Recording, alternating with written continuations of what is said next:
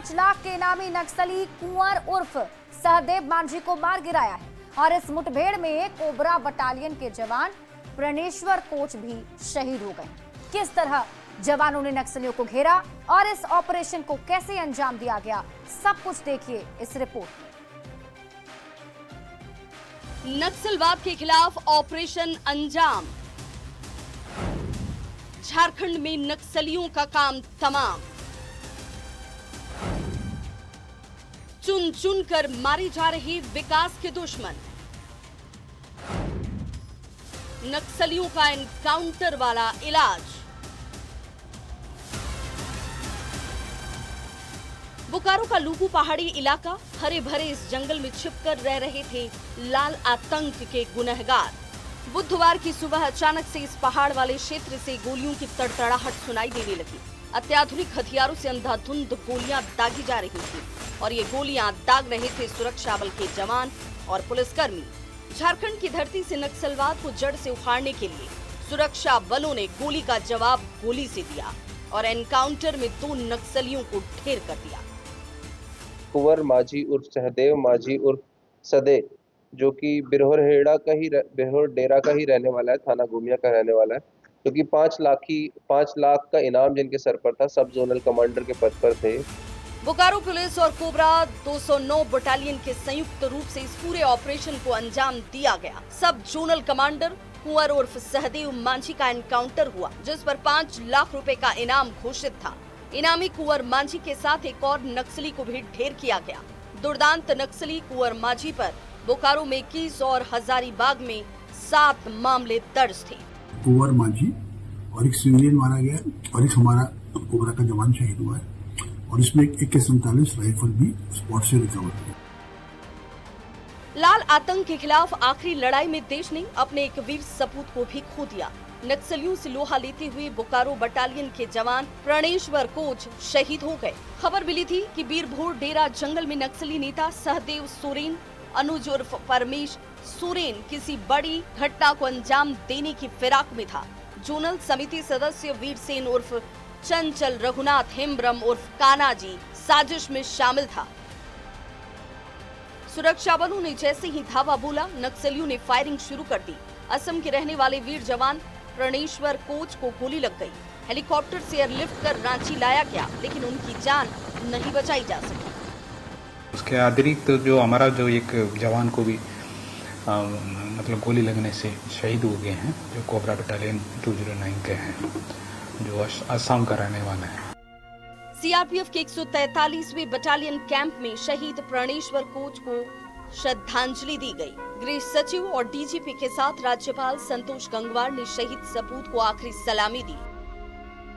साथ ही जवानों ने प्रण लिया कि किसी भी हाल में झारखंड को नक्सल मुक्त राज्य बनाकर ही चैन की सांस लेंगे। जोनल कमांडर वीर सेन की अगुवाई में सिर्फ एक ही दस्ता सक्रिय है। इसके खात्मे के साथ ही लाल आतंक के अंत का आखिरी चैप्टर लिखा जाएगा। बोकारो संवाददाता मृत्युंजय कुमार और रांची संवाददाता ओम प्रकाश के साथ ब्यूरो रिपोर्ट न्यूज 18। बढ़ते हैं अगली खबर की ओर। राजधानी रांची में लॉ एंड ऑर्डर की स्थिति चरमराई हुई है। अपराधियों ने अलाकमान की नाक के नीचे 2 बड़ी वारदात को अंजाम दिया है।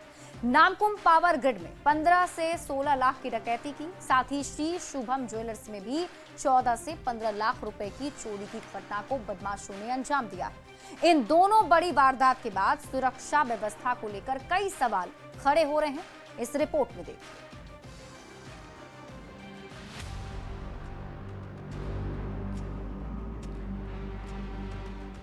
रांची का नामकुम इलाका राजधानी के सबसे सुरक्षित इलाकों में से एक, लेकिन बीती रात अलाकमान की नाक के नीचे जो वारदात हुई उससे कई सवाल खड़े हो रहे हैं। मंगलवार की रात नामकुम पावर ग्रिड में डकैतों ने धावा बोला और लगभग 15 से 16 लाख की संपत्ति लेकर बड़ी आसानी से चलते बने।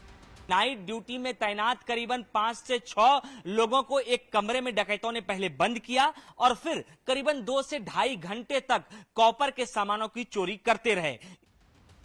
राजधानी में जहां एक अदना सा सिपाही से लेकर पावरफुल पुलिस अफसर रहते हैं, वहां आधी रात को लूटपाट होती रही, लेकिन किसी की आंख नहीं खुली। कर्मचारी और सुरक्षा कर्मियों को बंधक बनाकर लूटपाट की गई। असिस्टेंट इंजीनियर को करीब 2 घंटे कमरे में बंद किया गया। रात 10:30 बजे से 12:30 बजे तक 15 से 16 लाख की डकैती की। करीब 15 लाख 16 लाख के बीच का नुकसान से है हमारा, जो कल के FIR के अनुसार सो है। अपराधी लगभग 2 घंटे तक ग्रिड के अलग अलग स्टोर से सामान चुराते रहे। सेंट्रल स्टोर में डकैतों ने कॉपर के सामान की लूटपाट की और उसके बाद चालू लाइन के इक्विपमेंट को भी चुराना चाहते थे, लेकिन बिजली विभाग के कर्मचारी ने डकैतों का पैर पकड़ लिया और रांची में ब्लैकआउट या किसी बड़े हादसे की आशंका जताई। वो लोग उनका लैपटॉप उठा रहे थे, तो फिर ये लोग हाथ पैर जोड़ के उनसे बोले, भाई मुझे लैपटॉप दे दीजिए, इसमें बहुत सारा डाटा होता है। उधर बरियातू थाना इलाके में श्री शुभम ज्वेलर्स को भी चोरों ने निशाना बनाया। ताला काटकर करीब 14 से 15 लाख के जेवरात ले भागे। चोरों ने लगभग 8 किलो चांदी सोने के जेवरात पर हाथ साफ किया है। ये रात की घटना है। साई शुभम ज्वेलरी दुकान में ताला तोड़कर के चोरी हुई है। FSL की टीम को बुलाया गया है और हम लोग फिंगरप्रिंट उठा रहे हैं कि क्या उसमें आया नहीं आया। राजधानी में अपराधियों ने तांडव मचा रखा है। रांची पुलिस हाथ मल रही है। आलाकमान की नाक के नीचे इतनी बड़ी वारदात से सवाल खड़े हो रहे हैं। आखिरकार इतनी सुरक्षित जगह पर लूटपाट कैसे हो रही है? रांची पुलिस डकैतों को गिरफ्तार कब करेगी? पुलिस इन दोनों मामले में क्या कार्रवाई कर रही है? रांची संवाददाता गौरव झा और ओम प्रकाश के साथ ब्यूरो रिपोर्ट, न्यूज़ 18।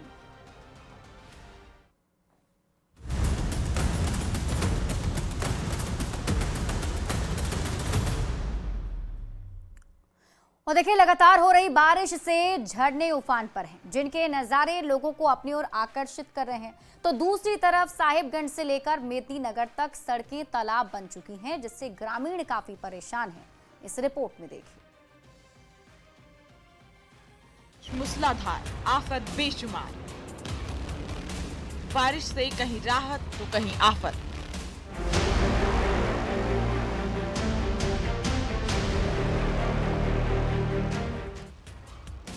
झारखंड में लगातार हो रही बारिश से कहीं मनमोहक तो कहीं आफत की तस्वीरें सामने आ रही हैं। सबसे पहले साहिबगंज की ये तस्वीर देखिए, जहां जन कल्याण चक रेलवे स्टेशन के ट्रैक पर पानी बह रहा है, जिसके कारण ट्रेनों की रफ्तार को धीमा कर दिया गया है। भारी बारिश के कारण मालदा डिवीजन में रेल यातायात पर असर पड़ा है। गोड्डा के भी हालात ऐसे ही हैं। लगातार हो रही बारिश के कारण रेलवे स्टेशन परिसर की दीवार टूटकर गिर गई। दीवार के पास पानी लगा हुआ था, जिसके कारण जमीन अचानक धंसी और दीवार गिर गई। इसके अलावा शहर के कई इलाकों में पानी भरा है। शहर में रहने वाले लोगों के लिए बारिश मुसीबत साबित हो रही है। साहिबगंज के बोरियो बरहेट मुख्य पथ स्थित तेलो डायवर्जन पर बारिश के कारण पानी का तेज बहाव शुरू हो गया है, जिससे बोरियो और बरहेट के बीच संपर्क पूरी तरह टूट गया है।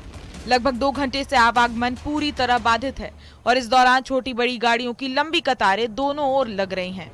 ये रास्ता दुमका, रांची, धनबाद, बोकारो समेत झारखंड के कई अहम शहरों को जोड़ता है, जिससे लोगों की आवाजाही बुरी तरह प्रभावित है। पानी के तेज बहाव के बावजूद लोग जान जोखिम में डालकर डायवर्जन पार करने की कोशिश कर रहे हैं, जिसका एक वीडियो सोशल मीडिया पर खूब वायरल हो रहा है, जिसमें एक ट्रैक्टर चालक तेज बहाव के बीच से वाहन पार करता दिख रहा है। चाईबासा में पिछले 3-4 दिनों से हुई भारी बारिश से नदी, नाले और डैम लबालब भर गए हैं। जिले के पोड़ाहाट क्षेत्र के पंसुआ डैम में भी पानी लबालब भरा हुआ है और इसके ओवरफ्लो से पानी बाहर निकलने लगा है, जिसका दृश्य झरने जैसा लग रहा है। इससे पंसुआ डैम का प्राकृतिक सौंदर्य काफी बढ़ गया है और ओवरफ्लो के आकर्षक नजारे को देखने के लिए लोग भी पहुंच रहे हैं। रांची, जमशेदपुर, चक्रधरपुर, गोलकेरा सभी जगह से लोग आते हैं इस प्राकृतिक सौंदर्य का आनंद उठाने। ओवरफ्लो के बाद लगभग मुझे लगता है कि पंसुआ डैम का नजारा अपने आप में 100 गुना और बढ़ जाता है। गुमला के आंजन गांव के ऊपर जाने वाली दर्जनों गांव बारिश में पुल नहीं होने के कारण टापू बन जाते हैं, जिससे लोगों को काफी परेशानियों का सामना करना पड़ता है। लोग जान हथेली में रख के नदी पार करने को मजबूर हैं। बड़का नदी है, गाड़ी एखनो फसल है। हाँ। और मतलब कि हमारे गांव इठन पड़े 4, 5, 8, 9 गो गांव पड़ेला इठन लांघे के लिए। हाँ। और मतलब कि हमें तो साइकिल में जाए रही 2 चक्का वाला लांघे नहीं पा रहा था। हाँ। मेदिनीनगर के भी हालात ऐसे ही हैं। लगातार हो रही बारिश ने नगर निगम की पोल खोल दी है। वार्ड नंबर 19 प्रताप नगर मोहल्ले में सड़कें तालाब बन गई हैं। वहीं घरों में भी पानी घुस गया है, जिससे लोगों की परेशानी काफी बढ़ गई है। वहीं गुरसूती नदी का जलस्तर बढ़ गया है। पुल के ऊपर से पानी नजर आ रहा है। प्रशासन लोगों को अलर्ट कर रही है। मौके पर पहुंची सदर थाना की पुलिस माइकिंग के जरिए लोगों को सतर्क कर रही है कि पुल के पास होकर ना गुजरे। सिर्फ यहाँ निगम को टैक्स चाहिए, पैसा चाहिए, सफाई अति से मतलब नहीं, आदमी मरे चाहिए। नुकसान हो गया, नुकसान तो अभी 73,000 का मेरा स्टॉक था गुड्स माल, उसमें कुछ माल रखे, कुछ तो खराबी हो। तो देखा आपने, झारखंड में लगातार हो रही बारिश ने जहां प्रशासन की ओर से मानसून पूर्व की जा रही तैयारियों के दावों की पोल खोल दी। लोग परेशान हैं, पानी थमने का इंतजार कर रहे हैं। न्यूज 18 के लिए साहिबगंज से पवन कुमार राय, गोड्डा से नीतीश कुमार, चाईबासा से रुपेश प्रधान, गुमला से रुपेश भगत और मेदिनीनगर से नीलकमल की रिपोर्ट। और इसी के साथ इस बुलेटिन में अभी के लिए बस इतना ही।